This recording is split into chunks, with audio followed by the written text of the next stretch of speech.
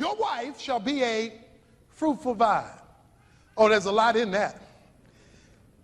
3 things about a vine you need to know, men. First of all, that a vine that was a grapevine always clings. Okay? Clings. The vine always clings. It would take hold of whatever it was attached to, and it would cling to it. The atmosphere in a home is that a wife should be able to wrap her branches around her husband.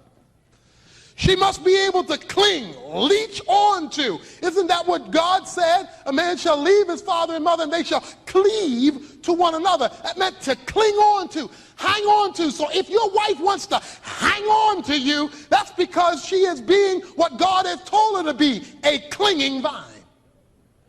If she wants to wrap you around her so that you are totally, completely sold out to her, that's exactly what God wants, because she is to cling. That's what vines do. Let me tell you something else vines do. They not only cling, but they climb.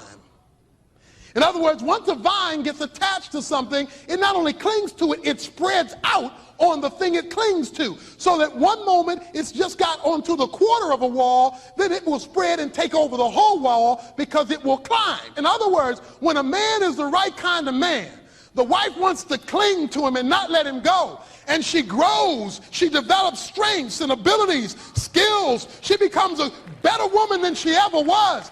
If you have a stunted wife, a non-growing wife, if you have a wife that's no better next year than she was this year, if you have a wife that's no more intelligent next year than she was this year, if you have a wife that's no more affectionate next year than she was this year, the problem we have is that there's either nothing to cling to, or once she clings, there's nothing on it worth growing in. In other words, you've got to create an environment of growth. Your wife should be able to say, when I cling to my husband, stuff starts shooting out of me that I didn't know I had. And things start dancing and things start expanding. Why? Because the vine not only clings, the vine climbs. Oh, but let me tell you something else a vine does. A vine doesn't only cling, and a vine doesn't only climb, but a vine clusters. In other words, grapes start popping up everywhere. Little groups of grapes. Let me tell you what grapes were. Grapes were grape juice, but you just let it sit for a little while, and grape became wine. And when grape became wine, you drink it. And when the grapes become wine and you drink it, you start getting intoxicated.